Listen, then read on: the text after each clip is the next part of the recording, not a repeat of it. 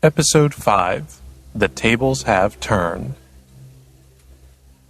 Everyone shut up! Kevin couldn't bear listening any longer. He pointed at their gossiping classmates and shouted, "All you do is put other people down. You cowards!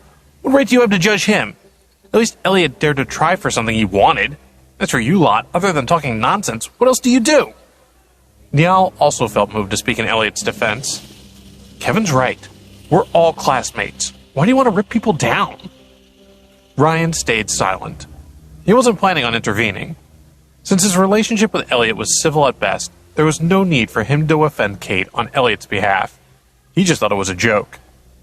Forget it. They're not worth it. Don't bother with them, Elliot advised his friends, as he didn't want them to end up being targets too because of him.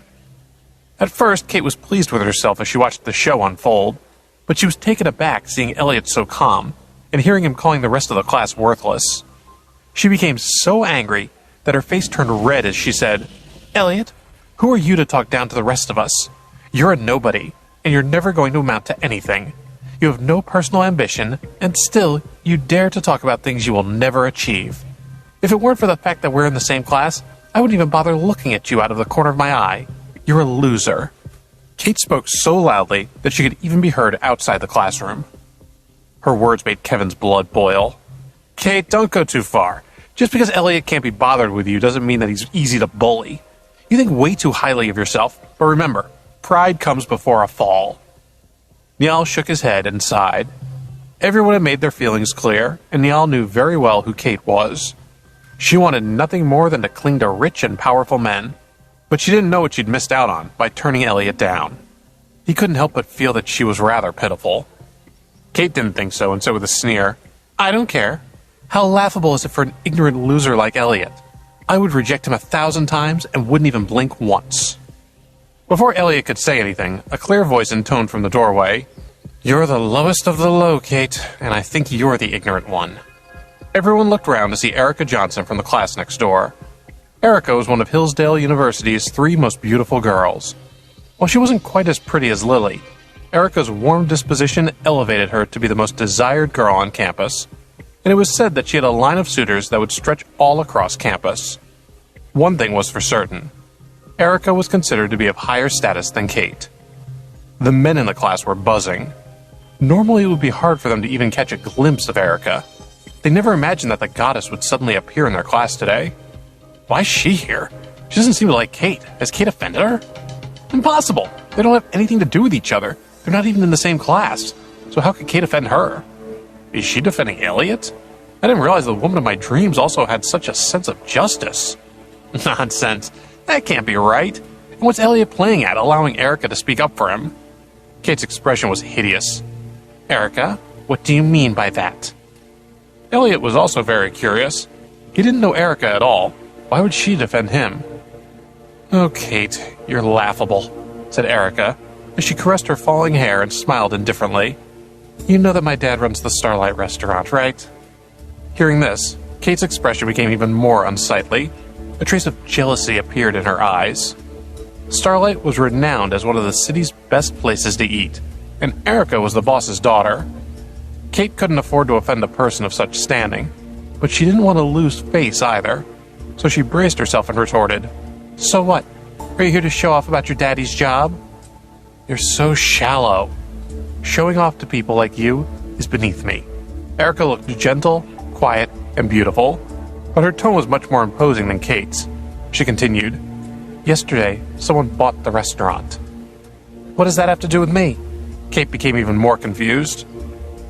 "Nothing directly, but it does have something to do with what's going on here, because the buyer is Elliot. There's more to him than someone like you could ever understand." Erica's words were like a bomb that had exploded on the ground.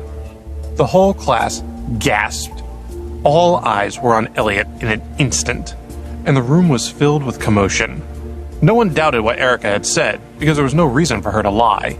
"Oh my God, this can't be true, can it? Where did he get the money when he used to be so poor that he could barely afford to eat? Was he just pretending to be a loser all along?" "You all look so ridiculous right now," laughed Kate. Ryan was dumbfounded.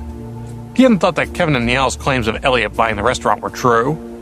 If it wasn't for Erica personally confirming it, He wouldn't have believed it under threat of torture. Suddenly, Ryan was full of regret.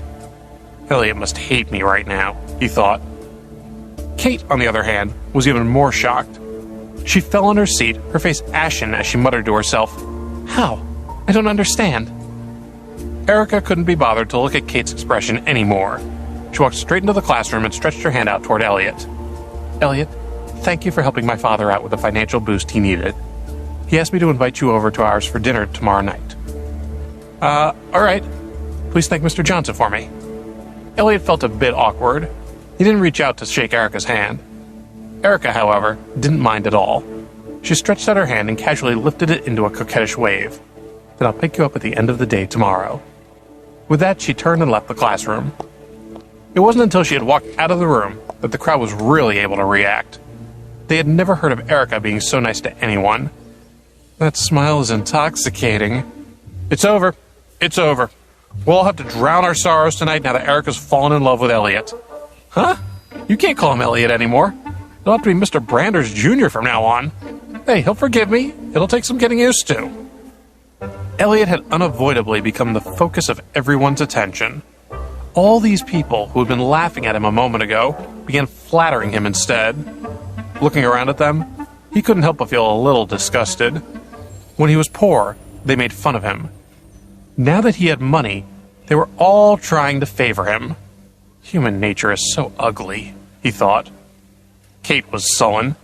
She was filled with resentment at losing face like that. "Just because you have money, you think you're amazing. Elliot, just you wait. I'll teach you a lesson." When the classes ended at noon, Ryan quietly walked to Elliot's side.